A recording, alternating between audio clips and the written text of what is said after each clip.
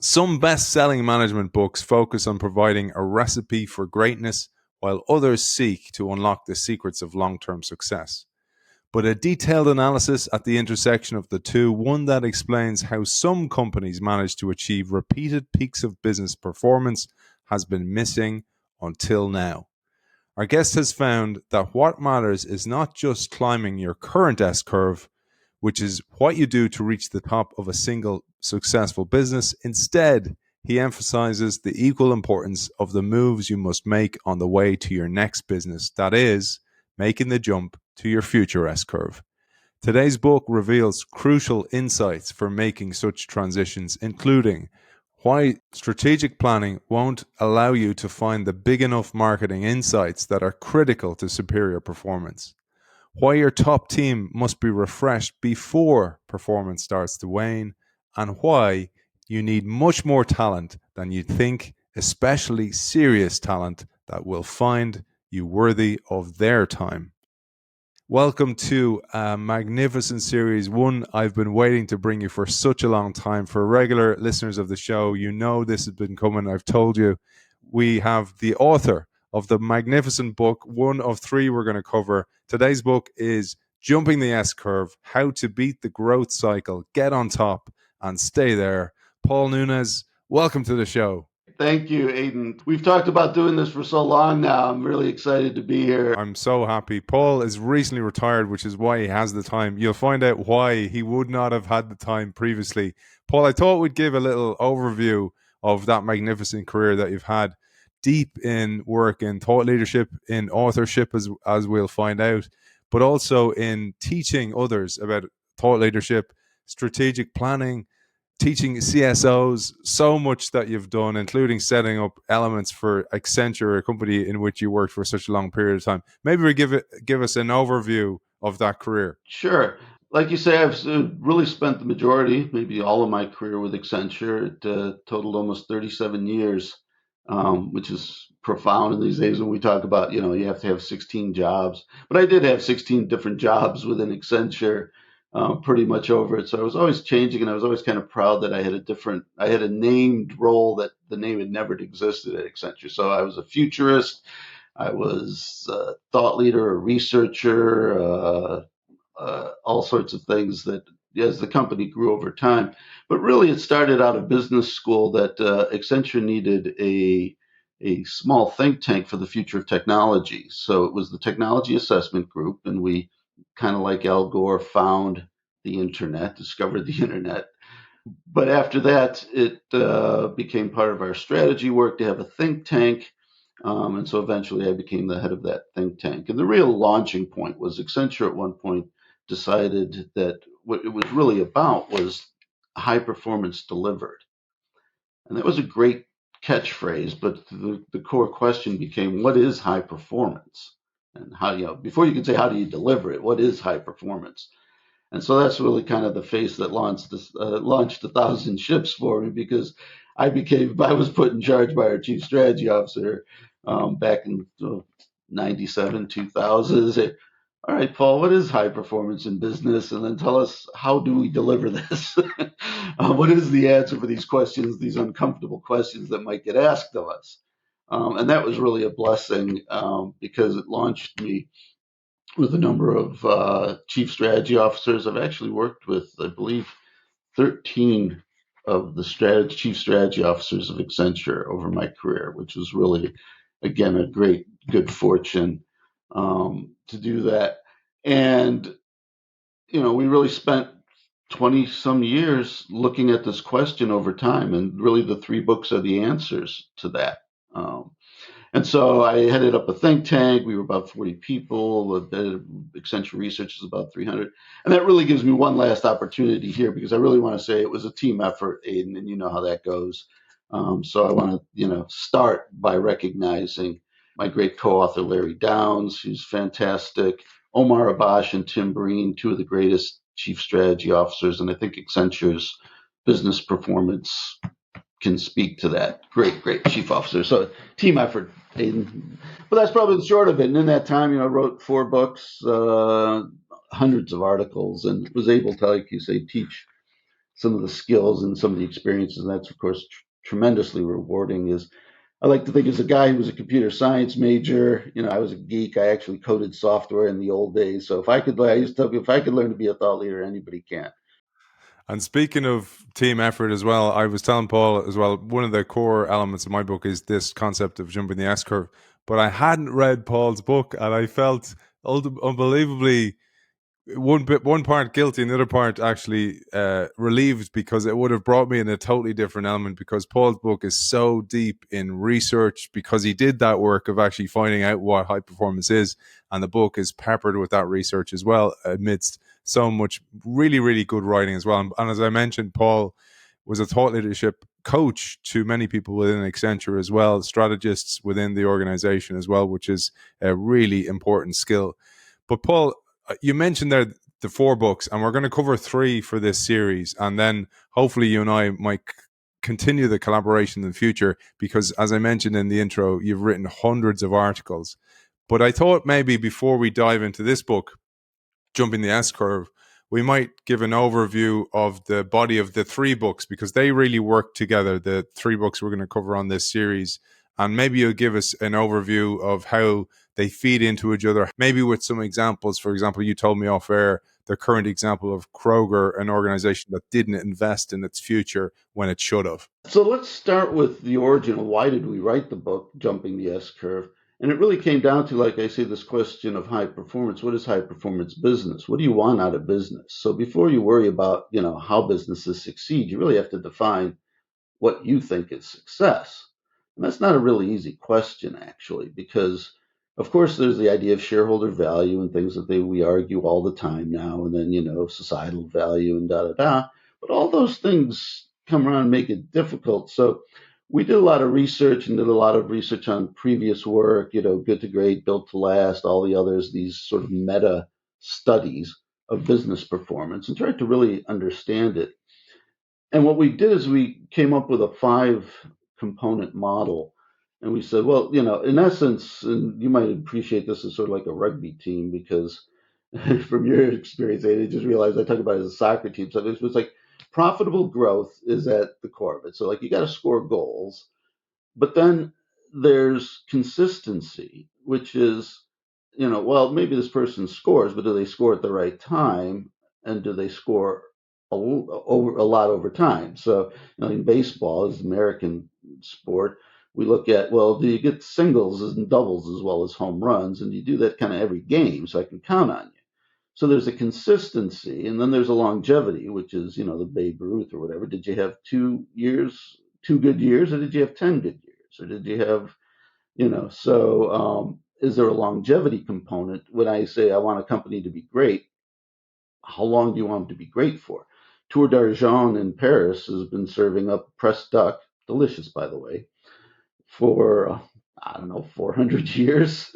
I can't even remember, but it's long. It's maybe the world's oldest restaurant, right? Now, do they have restaurants all over the world? Are they, does everybody even know of them? No. But 400 years of serving the same great dish in the same location is a measure of success in its own right. And then the last one is interesting that you allude to, which is this idea of positioning for the future, which we were talking about, because one of the interesting things we really found is that you can eat your seed corn. And when a company's eating its seed corn, it can, the concept of seed corn is that you got to put a little corn away. You can't eat it so that you can seed the field for tomorrow. So we really like this idea of seed corn. And whether you're eating your seed corn, which is, are you investing enough in the future of your company to create the sustainability? Because the moment you stop, it's sort of milking the cash cow. When you really, really milk the cash cow, you can look great for a short period of time, maybe even years, but not forever. And that's really industry dependent. And we'll come back to this discussion, I hope, a lot about the importance of industry. So anyway, you can see that you have to have this positioning for the future. And the example, mentioning of this retailer, this grocer, we discovered when we were studying the high performance companies, and we did about 2,000, 8,000 overall, 2,000, the Russell 2000 or whatever, and then ones which gave us about 800 core large public companies. We studied private ones as well. That was another challenge. How do private companies perform? Because it's really all about peers. But then, we found about 80 good ones. But this idea of, all right, this grocer was not investing in new point of sale terminals, was not investing in cleaning up the stores, was not creating eat-in facilities, was not doing anything that all its competitors were doing. So of course it was twice as profitable or more. It was 5 times as profitable as any other green grocer, grocery store chain in the country. And everybody said, well, you cannot say there are grocery high performers, Paul, without including this store. It doesn't make any sense. I was like, no, it does, because when you score it on its investment for the future, and the way we discovered that was we looked at shareholder value, and it turned out that because it had high profits, its market cap was very high. But its market cap was entirely defined by its current profits. There was no expectation of future profits. There was no what we call future value built into the market cap. And so that's what kind of caused us to drive down. We said, well, what's going on here? It's such a great company. Why aren't investors, now future value and, earnings per share, right? You can have multiples. Lots of companies don't ever make a profit and have that. But so future value, shareholder confidence is not a perfect measure, but it's worth looking at when you're trying to understand the value of a company. To say, well, what do investors know that I might not know about the performance of a company? And they maybe not know anything like, Facebook or whatever, that's a million times earnings, but maybe they do know something. So in this case, we learned something and we said, no, that's not really, we think there's going to be trouble. And there was. And, 5 years later, that company was struggling. And that's what actually helped prevent us, because which is one of the biggest risks of talking about performance, right? Is you say, hey, this company's great today. And, you talk about sort of like GE, right? Is GE a great company? Was it a great company? Will it be a great company again?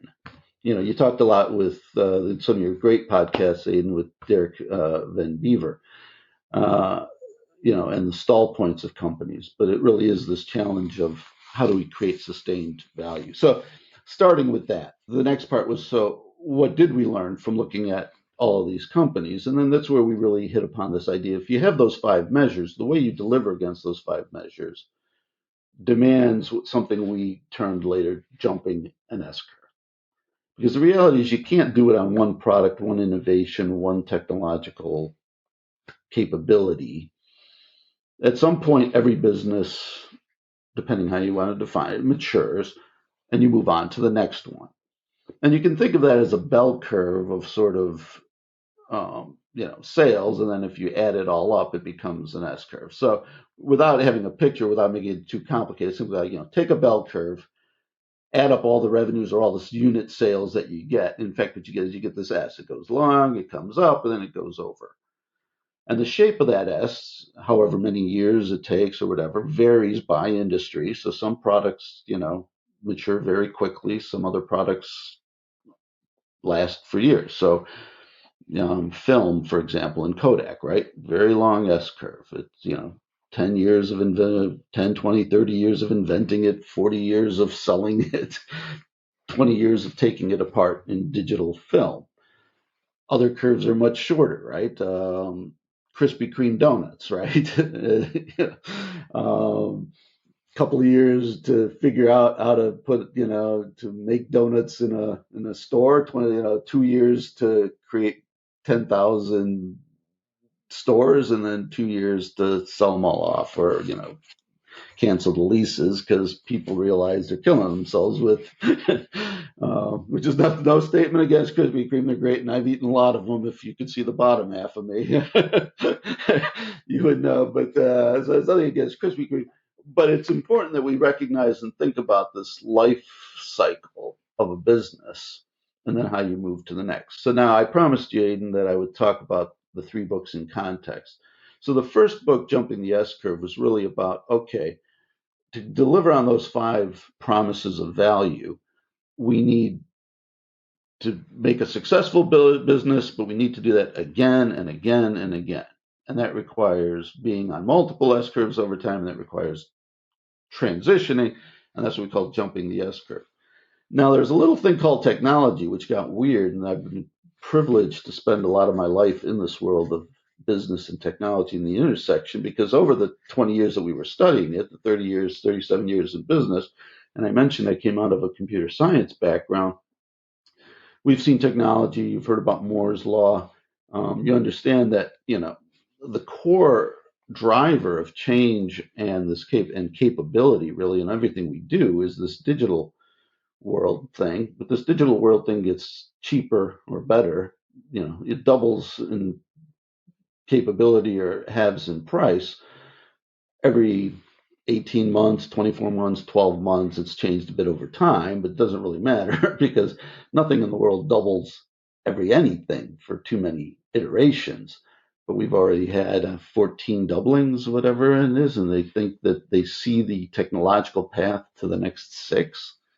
Mind-blowing kind of capability. So this fundamental change in capability, it really changes the nature and the speed of innovation and change. And we had to recognize that. And then we hit upon the second book, which is this idea of Big Bang disruption.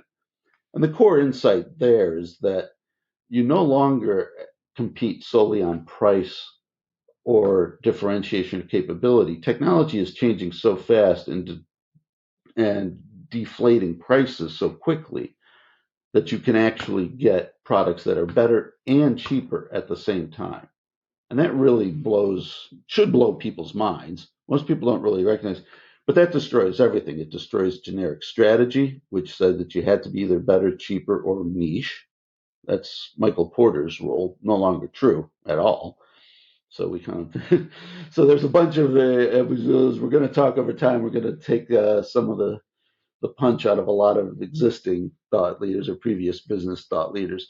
But so the nature of the S curve changes dramatically, and we have to be, because of technology, we have to be attuned to that. The other thing technology does, regardless of the industry, is it compresses the S curve. Everything happens faster, and that's not a surprise to anyone if you just think about it, right? 20 years ago, you had actually what we term the four CEOs. There's 3 or 4 CEOs of every company. There's the inventor, founder, CEO. There's the scaler, the person who grows it big and cuts the costs and makes it profitable in a big way. Then there's the one who does the transition, and they're the kind of change, reinvention CEO. And then there's the chainsaw Al, and that's the person that's the person who cuts it up for parts and sells it off because you didn't make the jump. Now, what's interesting is when you have a company that can be 40 years old, you know who those are. So you would get, even Dell's kind of a good example, although recent, right? But you had Dell, then you have the middle, then you have Dell coming back because he needs to try and create the jump. And so you struggle with that. But, Jack Welch, going back to the earlier GE one, was Jack Welch a great CEO? Well, is it a great company? Was he a great CEO? Well, maybe for the time. But GE is a pretty good example of a company that sort of got caught in the middle of an S curve that started as a 40-year S curve, or even 60 or 100-year, however you want to look at it, but then wound up, thanks to technology, in a 10 or 20, a 10-year S curve. And all of a sudden you have to do that. But what happens is, as you compress the S curve, as the speed of change accelerates, executives, and this is an important part of our finding, executives have to manage more than one phase of the S curve. And so that's part of why we think this is so important, is, business leaders need to understand everything about these S curves because they have to manage them in combination. They can't just you can't just be an inventor and say, well, it'll be somebody else's problem for the next 30 years to figure out how they scale this and, and bring it to the end game. Let alone, and then so the last book, that brings us to the last book, which is Pivot to the Future. And in Pivot to the Future, we really recognized, because of this compression, you have to manage a top executive, even in a portfolio. It's not about a portfolio of businesses.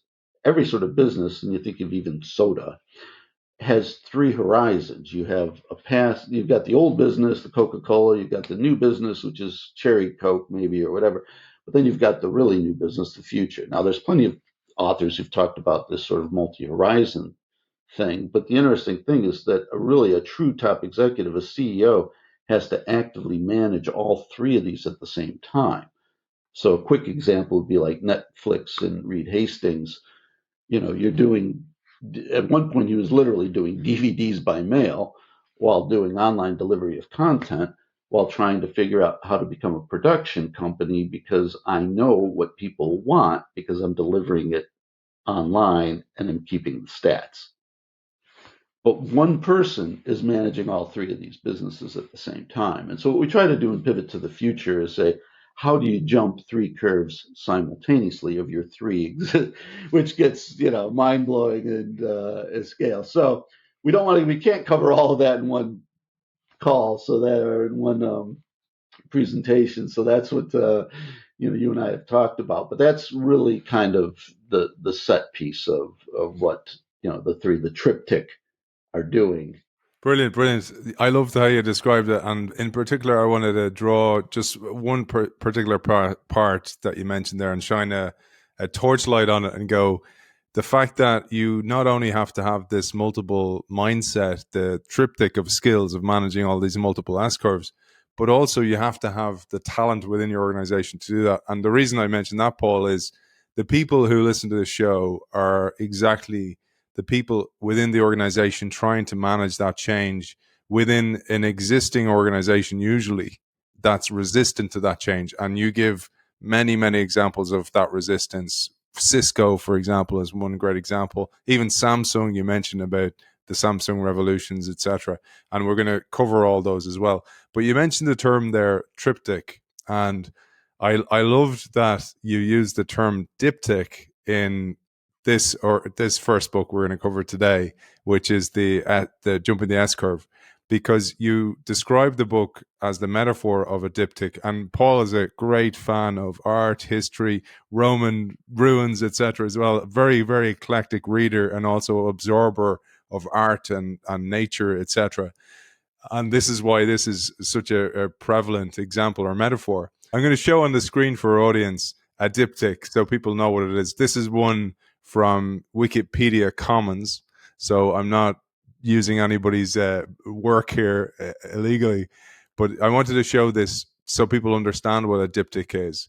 And I thought we'd conduct this episode or this book in the same way, but because you actually do this in the book, you describe part one where the companies that have successfully scaled the S curve through a winning business idea, but also managing talent, managing technology within the organization, and putting in place the building blocks of high performance. And then part two of the book, which is the harder part, and also the diptych, the second part of the diptych, is actually how do you sustain that? And this is what Paul was alluding to there with organizations like GE, Kroger, maybe who didn't do it, but how do you do that as well? So we're going to cover that in the show, those two parts of the book, as best we can in the time that we have available. So I thought that would be a good way to start, Paul. And maybe I'll tee you up with a great example that you start the book with, which is the example of Zenith. And many people will have forgotten about Zenith, the company, but this is a great tale of how to jump the S curve or not, as the case may be. Zenith was a great example just by the name because Zenith means the top of a curve.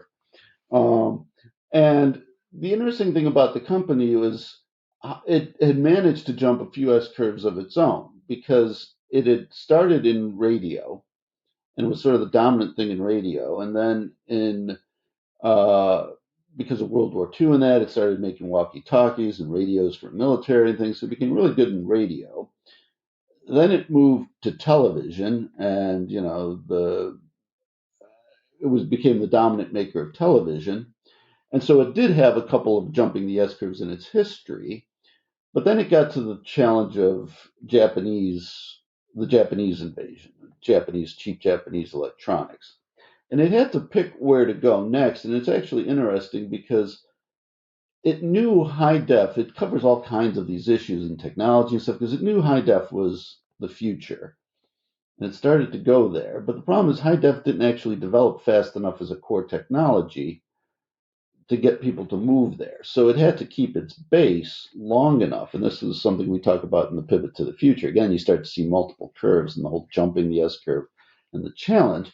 So it had to keep its base in regular TVs until it could get to high def. And so it jumped a little too fast to high def, had to come back. The Japanese were eating their lunch. They did a couple of other things, but it turned out that the money they had spent in high def was too much and there was too little too late to be left, and they didn't have many other solutions. So they essentially got squeezed out of the business. And we think it's a really interesting example because it does have a history of moving out, like I say, from radio to television, related technologies and that. But it has all of these things of new entrants with cheaper and sort of the undercutting of it. And Clay Christensen might call that an innovator's dilemma, which is the Japanese came in with, good enough TVs. Although, I mean, it's a classic one there. And then, Sony came in and had Trinitron TVs and great TVs. But essentially,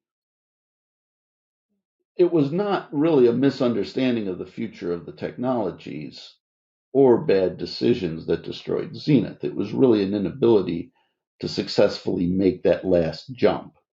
And what we do is we go into some of the reasons, like why were they, and so then if the question is, some do, some don't during each of the jumps, why did Zenith, not make that final jump?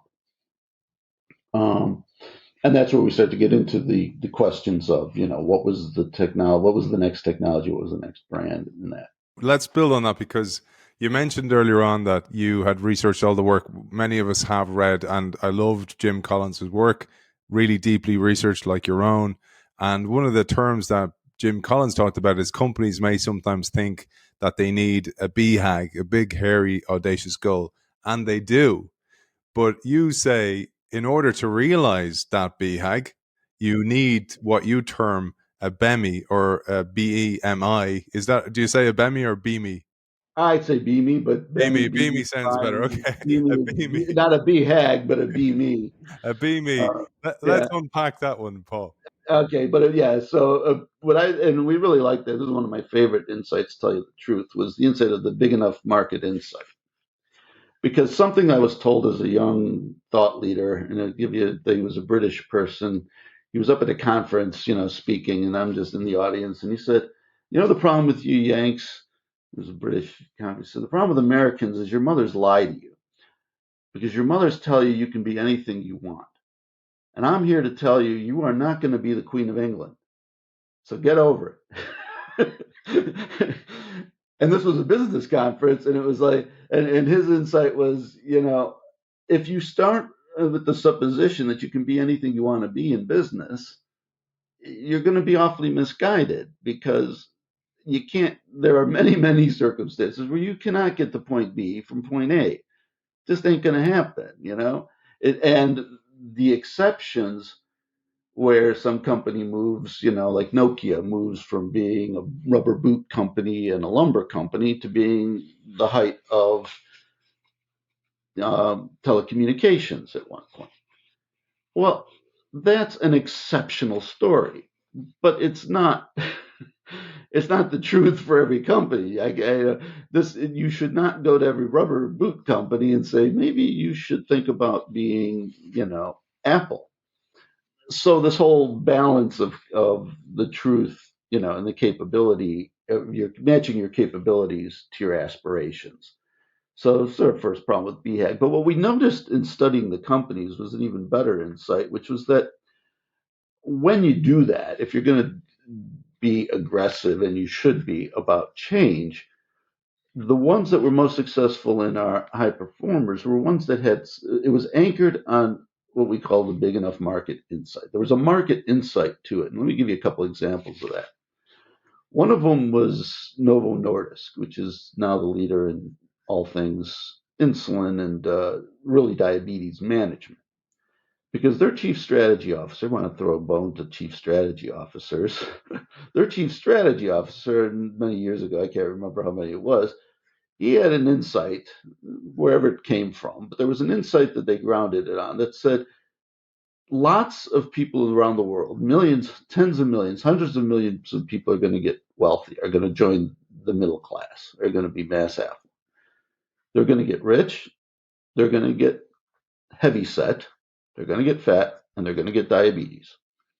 And there is nothing in the world that's going to change that for the next 20, 30 years. So basically, the writing was on the wall that we were going to have 100 million diabetic Indians. We were going to have 100 million diabetic Americans or something close to whatever it is now. 300, I believe there are 300 million. Now, that there are 300 million diabetics is a tragedy, but it's one that was foreseeable 30 years ago. And it's foreseeable enough that Novo Nordisk was able to sell off large parts of its business and go to Bristol Myers Squibb and say, if you're not doing anything when Bristol Myers merged with Squibb, like, if you're not doing anything with those diabetes assets because you're off on cancer, maybe you could sell them to us. So Novo Nordisk very cleverly consolidated capabilities from around the world and leading capabilities in diabetes and focused on diabetes. And so you can say Novo Nordisk, which has, whose stock price went to multiples and sales and all that exploded. You can say, well, you can find a zillion different business capabilities maybe that help them do that. And of course, you have to be very good at your business capabilities to make that work. But it's anchored in this insight. Without a world of fast growing diabetics, Novo Nordisk's strategy of being the world's leading company in diabetes treatment, and it goes on and it's great because they didn't just do insulin, they did diabetes treatment, and so they have all kinds of things for and then the monitoring and the overtime injection and even just websites for the psychology of it. It's like, why don't people take their insulin? Because they're depressed. Okay, well, how do we target diabetes related depression? Because if you get diabetes, they tend to be comorbidities for lots of different reasons and stuff. So very broad. So it wasn't just saying, let's go for insulin. It was saying, no, let's go for diabetes treatment. I'll give you another example just because we love it. And this hopefully makes it so it's not single anecdote. But another one was, Togo-san from Toyota.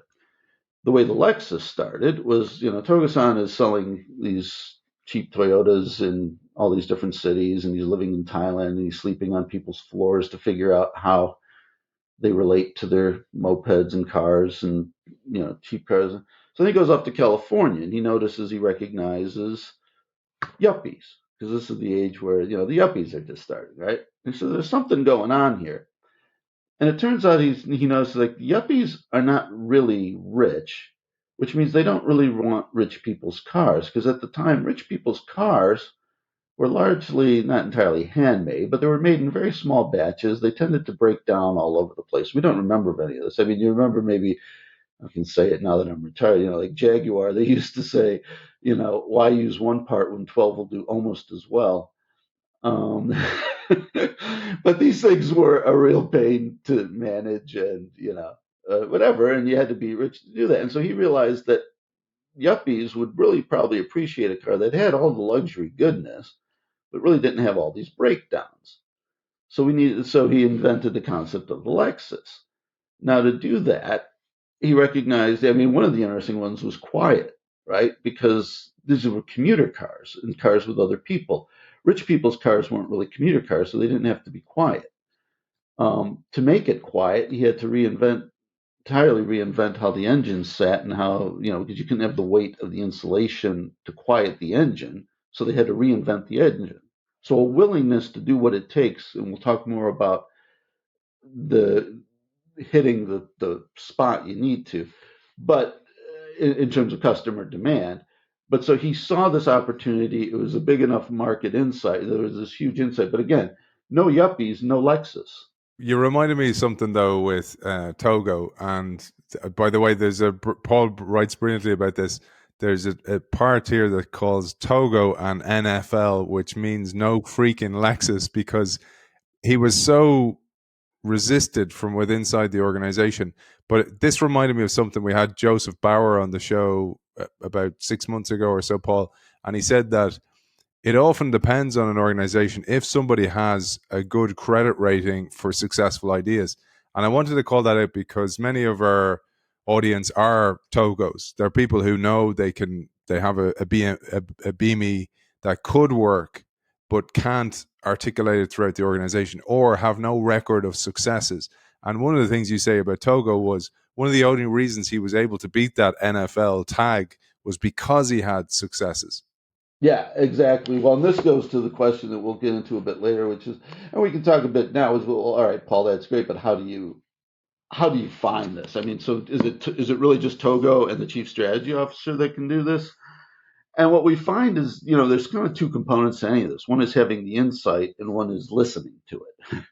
So how do you get a company that can have the insight and listen to it? And so we get into that a bit later in this book. In the second half of this diptych, we talk about sourcing strategy from the edge.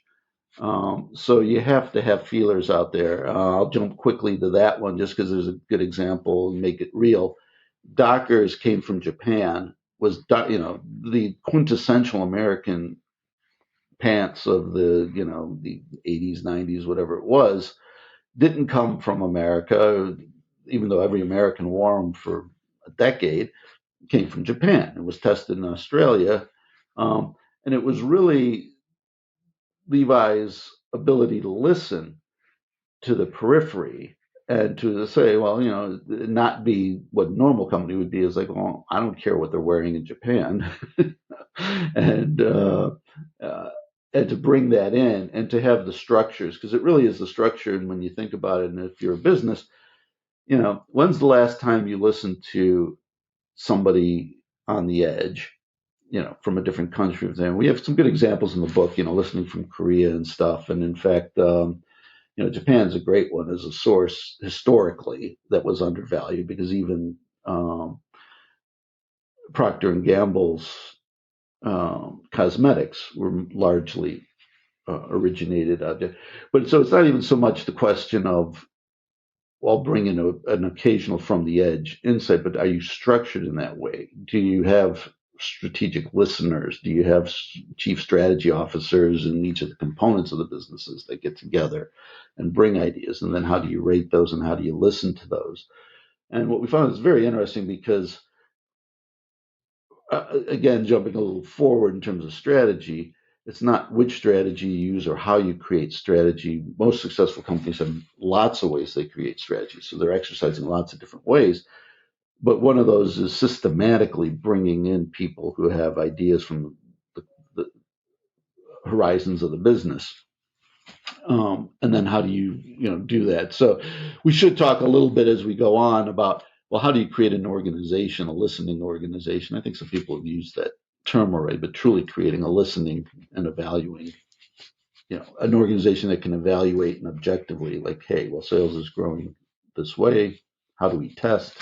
That's usually the thing, isn't it? And we will come back to that, because in the part 2 of the diptych, the other side of the picture, Paul deals with that. What organizations, how do they do it? What systems did they put in place to listen to people? What type of leadership did they have in order to listen as well? That's all covered in there.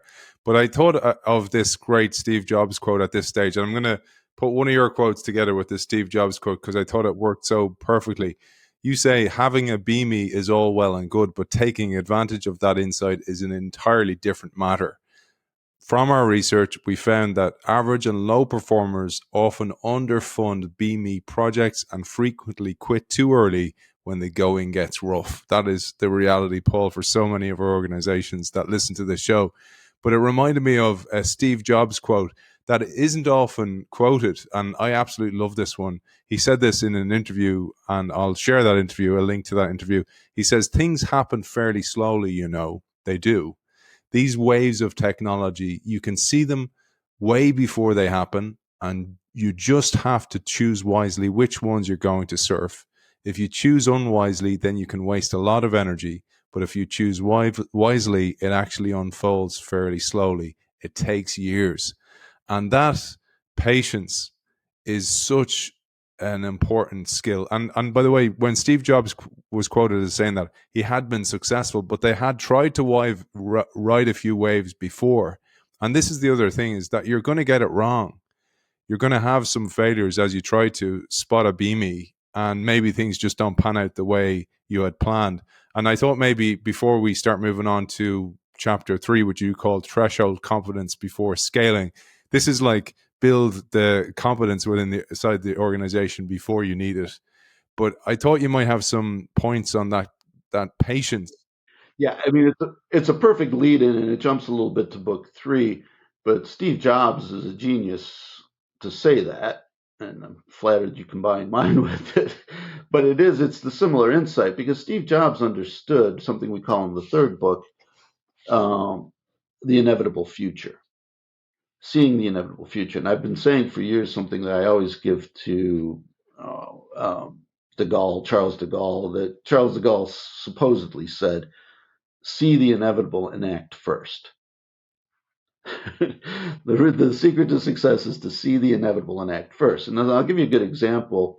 So digital photography was an inevitable, but look how long it took. Electric cars maybe is an inevitability, because we can't have. I just looked it up. It's 300 million cars made a year. You can't have 300 million cars a year being dumped into the system that forever. So there's an inevitability, and so there's a trick to seeing the inevitable but acting first. And one of the examples we like to use, which is consistent to a beanie, but you also have to understand the plateaus, the platforms that come in the curve, because the inevitable future of digital music. What's the inevitable future of digital music?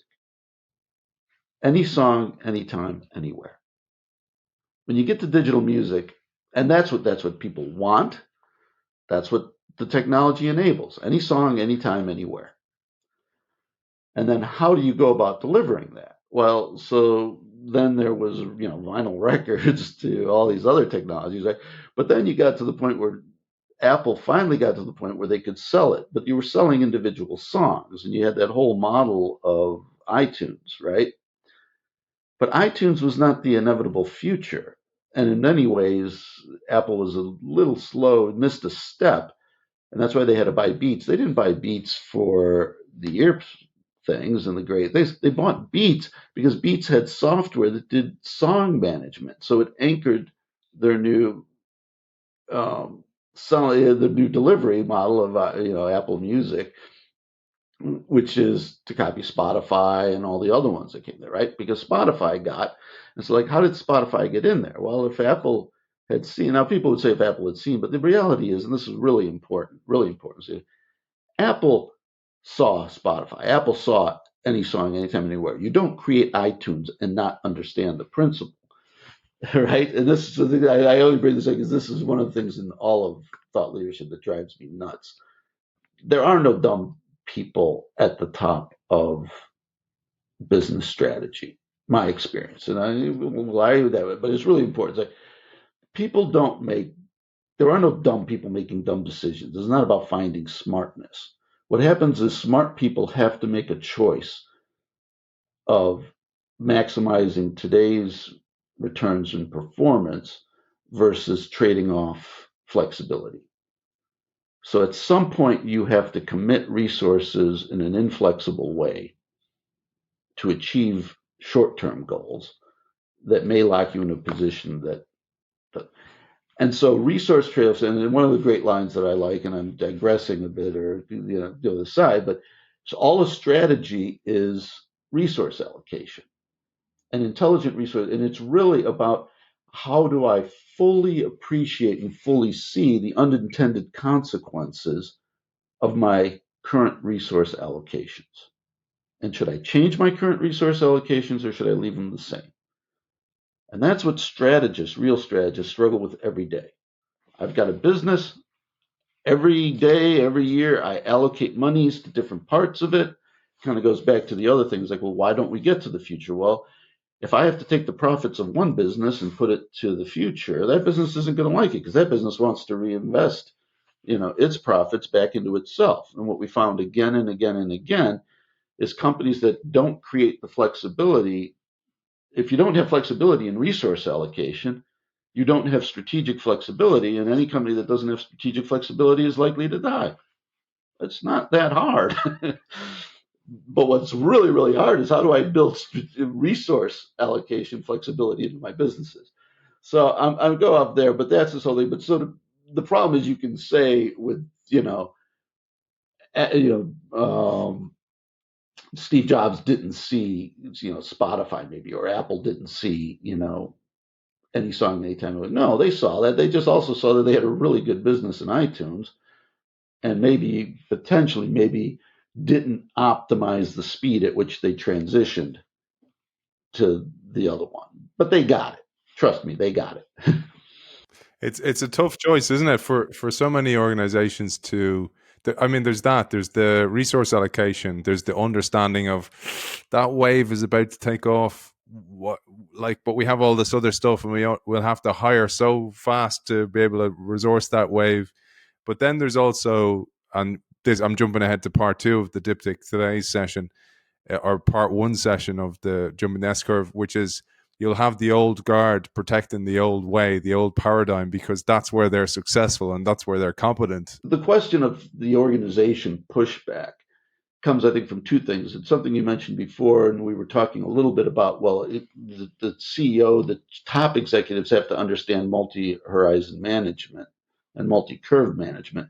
Turns out I didn't want to imply that even the lowest level of employees don't need to see that. And I would say we see a bit, but the best organizations make clear to their employees the strategy and what's going on. So, it should be no surprise to employees of Netflix, say, that even if you're working in the DVD by mail, your boss in DVDs by mail should not be telling you, this is a business forever and you've got a job here forever. It's like, no, we're going to be honest, like this is going away. But even today, I forget the number, it's just declining. It's like it's still a $450 million business. $450 million in DVD by mail for movies. Okay. So we'll talk a lot about that later in terms of premature abandonment, right? But the employees, it's really important that the employees get on board with and understand the larger strategy of the organization and how the different businesses combine. And particularly as we'll talk more about how you build a multi-horizon business, the synergies that you have to create. And I'm always a little hesitant to use synergies as a term, but it is true. Some companies do find synergies, regardless of how many people are, have articulated against that concept. So that,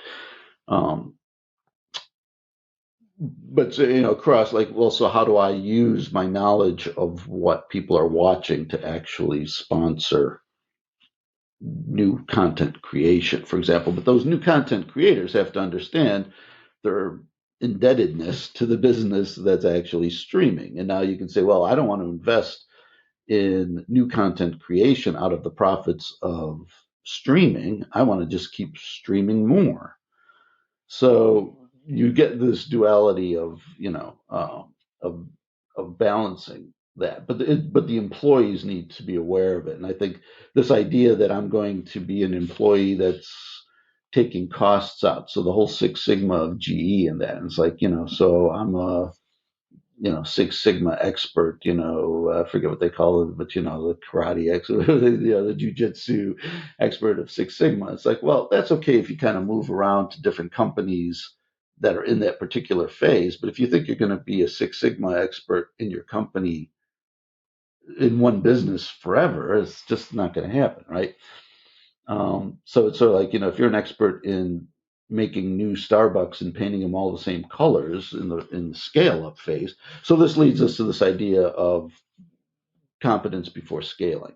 So let's turn back to that second part, which is, what happens is you make the right thing and then you have to scale it to make lots of money on it, because you're making good money on small sales, but that would be a lot more if it were larger sales. And what we found is that a critical element of success is this idea of competence before scaling, which is you shouldn't scale the wrong product. later books, the two later books kind of highlight the fact that there's what we call near perfect market information. People know whether something is good or not. So this really changes the nature of trying to innovate. But even at the time we wrote this book, it was this concept of if it's not good enough, I don't want it. And so how do I find out if it's good enough? And then how do I, once it is, how do I scale it? Um, a good example of that, of good enough is, well, I'll take it from the other book, is the Kindle. And we talked about the Kindle earlier and how much we love the Kindle. And it's like, well, how many, models of Kindle did Amazon make before they had the big selling Kindle? And it's like, well, zero, because they didn't participate in it at all, because they knew they had to wait until the battery life was right, the paperwhite technology of the eye fatigue was right. They had to wait for, so there were all these things all these factors, and then the price. And this is a story I love, which is Kindle came out at $399. Do you know it was $399 as a target price that it had to be at? It's curious because $399 is how much you can spend before you have to ask your spouse permission. And I've been told when I use it that in India the number was That $39. much, Paul. That much. Well, I know it's a curve, Aidan. It's a curve. It's always a bell curve. Some people get a little more. Some people get a I little think it's one less. of the reasons we still have cash. Exactly, exactly. But the insight of knowing that if it becomes a family decision, if it becomes a multiple buyer decision, to specifically target a price point and say, look, it's not just about making a book reader. It's about making a book reader that an individual can make the choice themselves and hopefully even make it spontaneously. These are all understanding the exact elements of what you need before you scale. You gave a great example of People Express getting it wrong. But People Express was a great one that I actually heard live from the president of it. And the short of it, he says, like, it's a great idea. I mean, really founded this idea of point to point air travel cheap. I mean, the original Ryanair. The only thing that they didn't realize before scaling is that, one of the elements of it is you're going to bother all the other big airlines. And until you're ready to poke the bear, there's an old saying that I love, which is, don't hunt what you can't kill. And, and that's another good reason. I mean, it's only one reason of not scaling before, competence. But that's a level, do you have the competence to fight off the competition that not only exists, but is likely to come at you? Because what happened in People Express is they went off and they started to hit the Northeast corridor.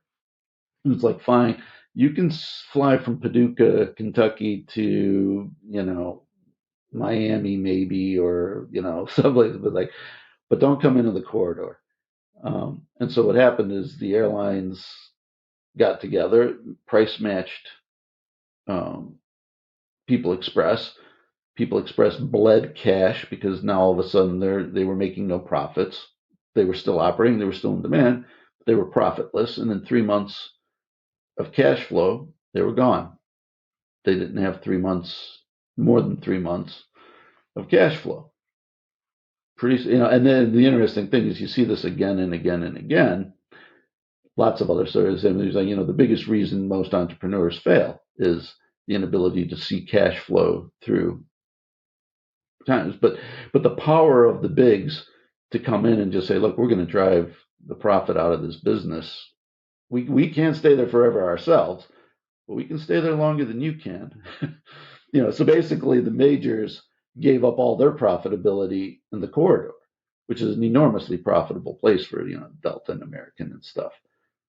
But they said, but they saw the danger and they said, if this People Express thing catches on, we're going to have a Southwest, we're going to have a Ryanair, we're going to have 40 different, song, unless we create our own and these other ones. But so they strategically did the thing they had to do. There's a couple of warnings you give here on scaling, and I'll give you the three, and please bring these whatever way you wish. You say first, scaling too hastily can obfuscate the reasons for a company's initial success. Executives might not replicate what works because they haven't figured out the formula yet, or may not have fully realized the importance of a certain processes. I'll park that one. Second, you say scaling too soon or too quickly can introduce problems that distract management from perfecting the distinctive value of the offering. And third, scaling too soon or too quickly can invite unwanted attention, as you said just there, from incumbent operators. Maybe you'll expand on any of those other ones you see. Yeah, well, the one of not knowing what it is that actually creates the value. So, a good example, and I think it's the right example there, is again the Starbucks. So, what happened with Starbucks is they scaled traditionally. They came up with a model that was really successful.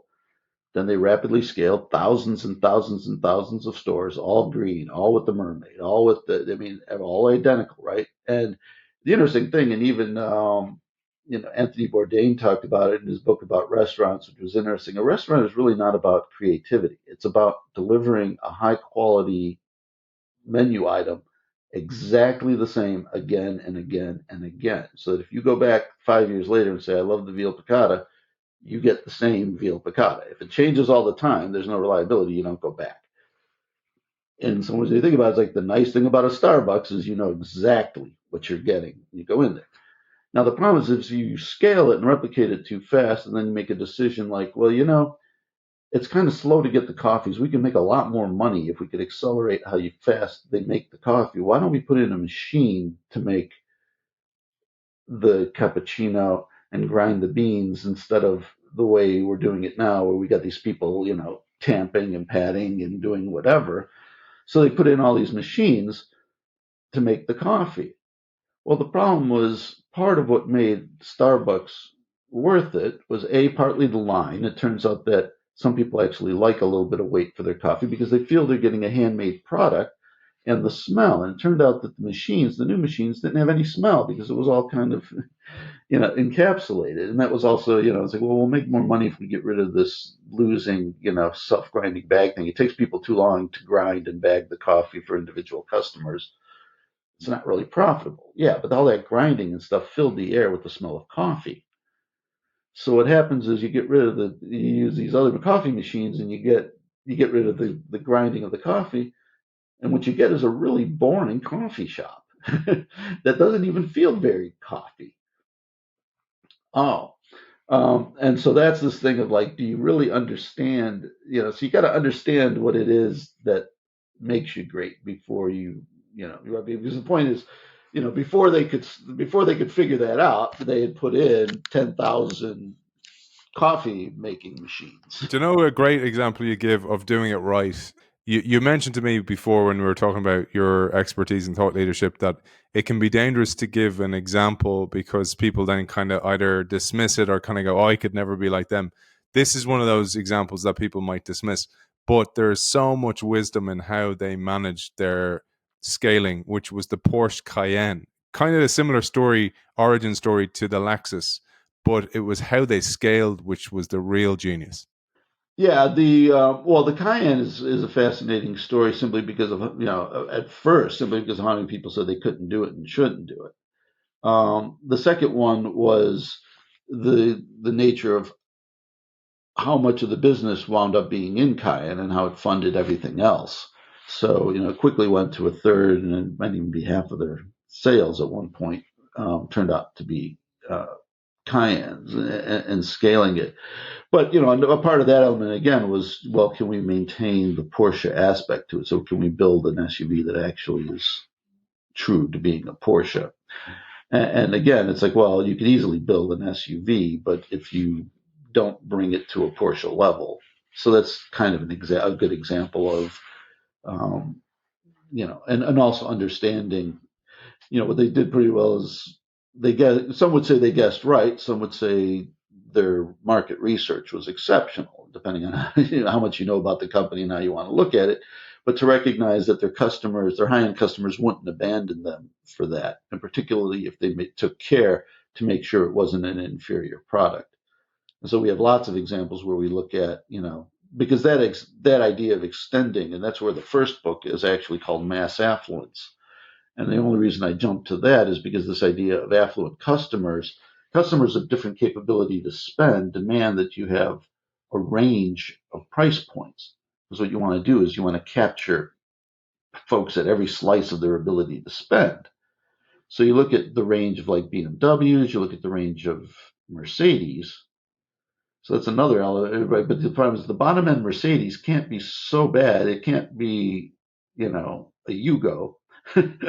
While the top end, because people aren't going to want the top end, buying a Maybach, to go from a Maybach to a C class is a pretty big jump. And how you manage that and keep customers bought in at every one of those price levels, so it's sort of a chapeau, a tip of the hat to Mercedes, for managing that, because when you think of those items, like that is not easy, and especially when you're sharing components across it. And that's another thing we'll get into in book 3, but the importance of being able to share components when you start to design these things. And so like, BMW too, sharing the same components, a lot of the steering wheels, or at least the door locks, all the way up. So the bottom gets a little better because, hey, it's got the same door locks as the 7 Series.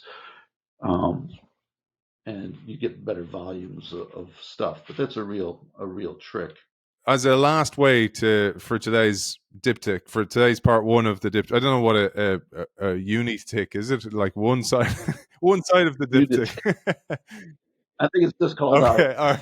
One piece of art is today's episode, and then next day we'll go on. Well, what can you do to prepare for tomorrow for the jump? What can you put in place? People. What can you do about skills? What can you do about mindset within inside the organization? Because what I really like about this book is that you have a true understanding of the people challenge of this as well. The mental challenge, the actual how do you start to even see those people, how to nurture them and grow them within the organization to have this really serious talent that you call. But a great last example.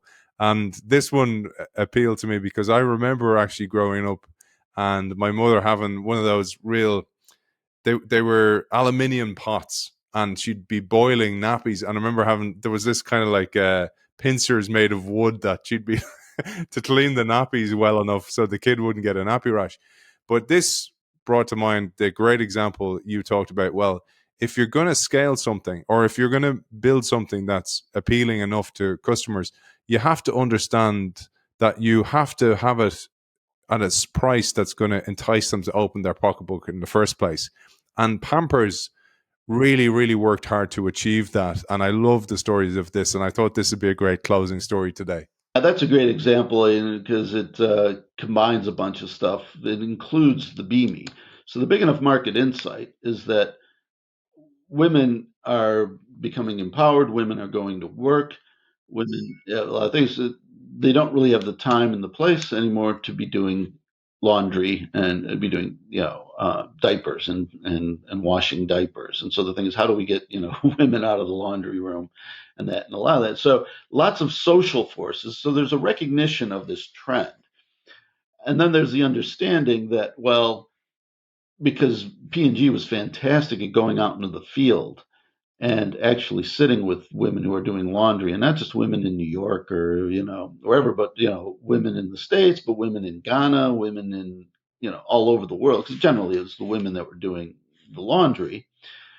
And it was the recognition that, okay, we want a replacement for this, we need a solution for laundry, but what is it and how do we do that? And there were always disposable diapers, which is interesting. A fascinating aspect that we learned in doing is that there were travel diapers that were paper diapers years before disposable diapers became a thing. So disposable diapers was way older than what people think. The problem with disposable diapers is they were expensive and people didn't have the money to pay for it. So the price point, the relative price point of a disposable versus the do-it-yourself, wash your own, was like this. But trends of affluence, but knowing that the trend of affluence was going to come, as well as the science of paper and paper management. Because what P&G did is they spent 2 years creating the technologies that could create and lower the cost of a disposable diaper from whatever was 6 or 7 cents a piece, 10 cents a piece, high quarter, down to 3.5 cents.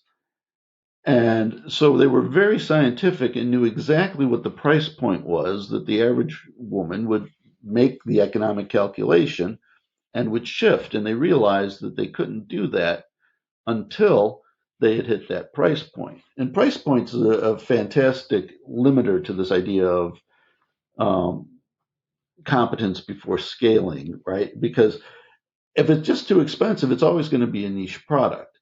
And I'll give you another great one with P&G and Unilever and the others, but it was the packets, the sachets of soap and shampoo for poorer economies. It's like nobody's got the money to buy these huge bottles, right? In some ways, nobody's got the money to buy the premium products sometimes. So can we introduce a more affordable, product? But the key is that has to be, and what we discovered, which was really interesting, is that has to, and I joked about the 3.99, but it comes together. It's science. And so one of the things we haven't talked too much about, but doing your market research for real, using science, knowing the specific price points and the details, and whether we saw it in Toyota, whether we saw it in with Lexus of the ball, the rolling a ball bearing across the things was one of their famous commercials. But the point is, like, they didn't know kinda, and this is the big point, and we'll close it with this. They didn't know kinda what was necessary. They didn't have an idea of what was. They knew exactly where they were getting to and when they would be ready. Beautiful, beautiful way to close today's episode, Paul. It's been an absolute pleasure, and you notice beside me, those people who are watching us on YouTube, I have 2 copies of Jumping the S-Curve. That's because Paul kindly sent me a signed copy that I'll relish and I'll keep on the. I was telling Paul that I have a kind of a. Uh, I used to collect records. You mentioned vinyl earlier on. I used to collect records, and now books are my new vinyl. So I collect these books with absolute pleasure. I'm not allowed to keep them at home, so I keep them here in the studio, including my vinyl, by the way, that's over there. The storage locker business thanks you, Aidan. Exactly, and it's been a real pleasure talking to you. And the reason I mentioned the 2 books is I'm going to give away one of my copies there as well to our audience. Just sign up to the innovationshow.io, where you'll find the Substack, and if you sign up to the Innovation Substack, you'll automatically be placed into the weekly drawer to win a copy of that. I've got so much inspiration from this book. You said about not knowing kinda. I actually think about writing in a similar way. You're constantly collecting eclectic readings from a wide range of areas, and they'll come together, and then every so often a book or an article can spew out of that. And that's certainly the way I think about that writing. And you've absolutely given me so much inspiration behind that, Paul. So I want to thank you for that and for your time. And I look forward to part 2 of the Diptych next time, and then we'll get into the other books as well. Fascinating readings, and I highly, highly recommend them. And they're available on Kindle as well as in paperback on Amazon on all platforms as well. Paul Nunes, author of Jumping the S-Curve, thank you for joining us. Thank you, Aidan. My pleasure, truly. Cheers.